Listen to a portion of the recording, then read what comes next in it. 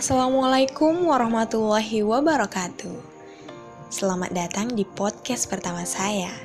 Hari ini kita mau bahas tentang kesetaraan gender. Sebelumnya pasti teman-teman udah sering dengar nih kalimat kesetaraan gender ini. Lalu gender itu apa? Gender merupakan karakteristik maskulin dan feminin yang dimiliki seseorang dalam konteks kultural dan sosial yang mengacu pada perilaku, sifat, dan sikap. Beda loh ya dengan seks. Kalau seks itu karakter biologis manusia yang dilihat dari organ reproduksi mereka, kromosom, dan hormon. Terus, apa kesetaraan gender?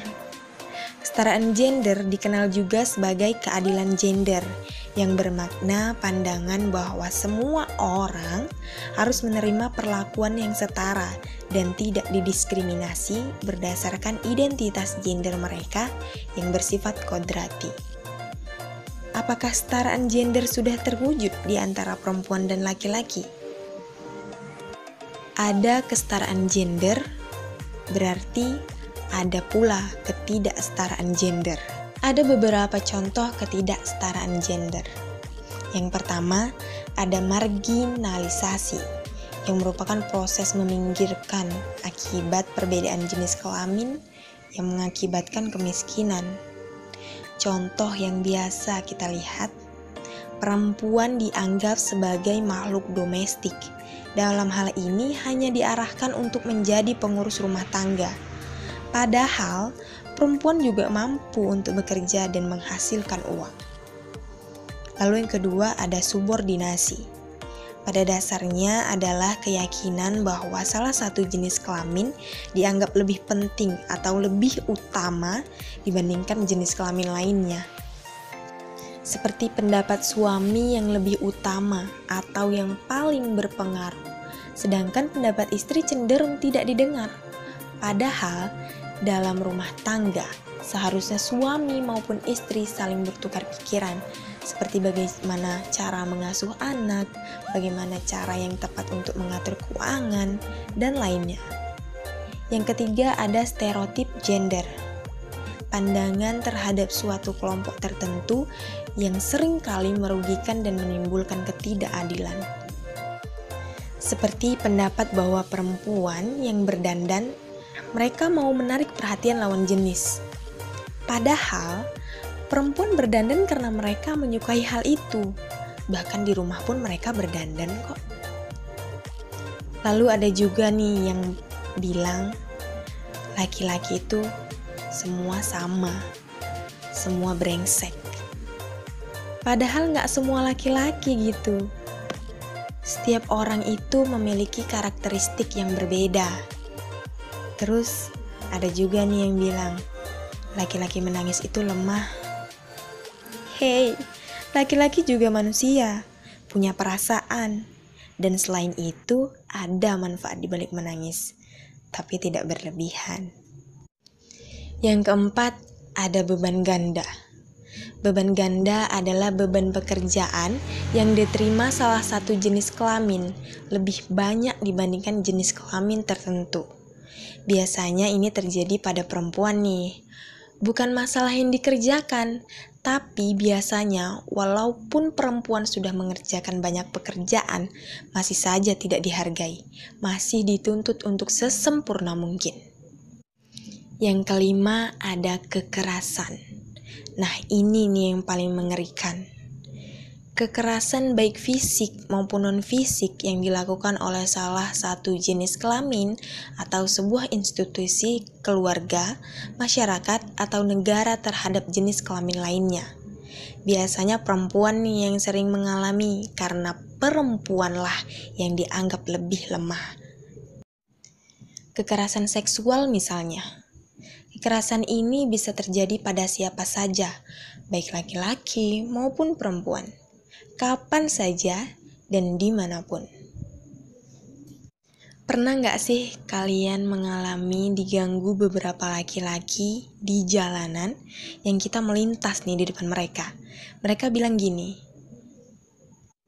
"Adek, mau kemana? Mau bang antar?" Malam minggu kemana? Sama abang yuk. Senyum dong, masa cemberut aja? Senyum dikit dong, biar cantik. Dan kalimat-kalimat lainnya yang sangat meresahkan. Ini termasuk dalam pelecehan seksual. Dan kekerasan seksual yang paling mengerikan adalah pemerkosaan. Kekerasan seksual juga bisa terjadi di media sosial loh. Kalau sudah begini, salah siapa? Salah perempuan yang berpakaian mengundang syahwat, atau salah laki-laki yang tidak menjaga pandangan? Salah penonton yang tidak bijak memilih tayangan, atau salah tayangannya yang menggunakan konten maksiat demi cari keuntungan? Pernah nggak kalian para perempuan dikasih tahu cewek itu harus pakai baju yang tertutup karena yang pakai baju seksi itu katanya cewek nakal, nanti diperkosa loh. Terus dibilang kalau bicara itu yang santai aja, jangan ngegas, jangan marah-marah, nggak boleh galak.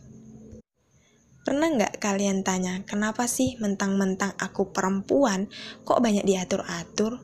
Kok banyak disudutkan? Sadar nggak bahwa pola pikir masyarakat kita banyak mengintimidasi perempuan? Perempuan dianggap makhluk lemah, perempuan disuruh senyum biar cantik, perempuan nggak boleh marah-marah, nggak boleh galak. Perempuan berkarir dikritik, dibilang menelantarkan anak dan suami, dan laki-laki berkarir dianggap suami idaman. Tapi perempuan yang memutuskan di rumah aja menjadi ibu rumah tangga dibilang nganggur. Kecantikan wanita diukur dari kulit putih, langsing, pandai make up. Tapi perempuan dandan, perempuan yang pandai make up pun dibilang kecentilan. Perempuan pakai baju longgar dianggap kudet, diintimidasi. Tapi kalau perempuan pakai baju terbuka dibilang perempuan nakal.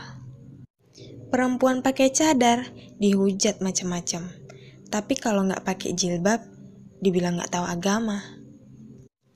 Ditanyain terus kapan punya anak, yang katanya belum jadi perempuan seutuhnya kalau belum tahu rasanya melahirkan. Dituntut untuk bisa masak dan mengurus pekerjaan rumah lainnya. Beberapa pekerjaan menggaji perempuan lebih rendah dibanding laki-laki. Dan perempuan disebut sebagai sumber fitnah. Laki-laki dipuji banget kalau lagi ngurus anak. Tapi kalau enggak, ya enggak jadi masalah. Bahkan laki-laki yang tidak peduli sama anaknya pun bukan menjadi persoalan besar.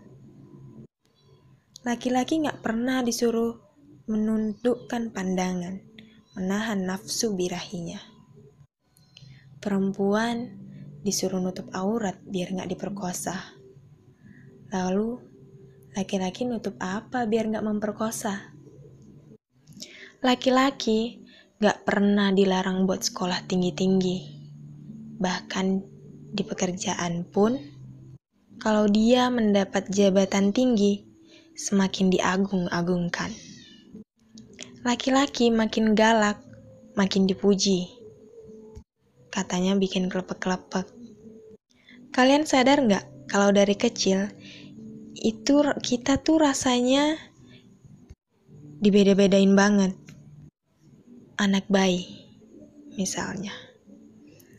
Dari bayi kita udah dibedain kalau anak laki-laki itu bajunya warna biru. Kalau anak perempuan bajunya warna pink.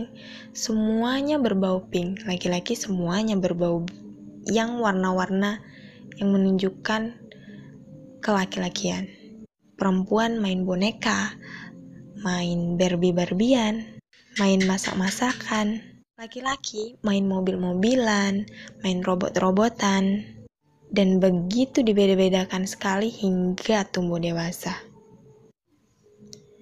Perempuan dianggap ribet, banyak komplain. Kalau kita coba bicara soal kesetaraan gender, karena mereka bilang, apalagi yang mau dipermasalahkan? Kan zaman sekarang perempuan udah setara. Lalu mengapa ada ketidaksetaraan gender? Ketidaksetaraan gender, kesenjangan gender, ketidakadilan gender, ketimpangan gender bukan akibat dari jenis kelamin, fisiologi, hormon, dan kecenderungan genetik. Ketidaksetaraan ini adalah produk dari pandangan, pola pikir sosial masyarakat kita yang tidak bisa diselesaikan hanya dengan memberikan kesempatan. Jadi, pola pikir dan cara pandang kita yang harus kita rubah. Terima kasih sudah mendengarkan. Semoga bermanfaat. Assalamualaikum warahmatullahi wabarakatuh.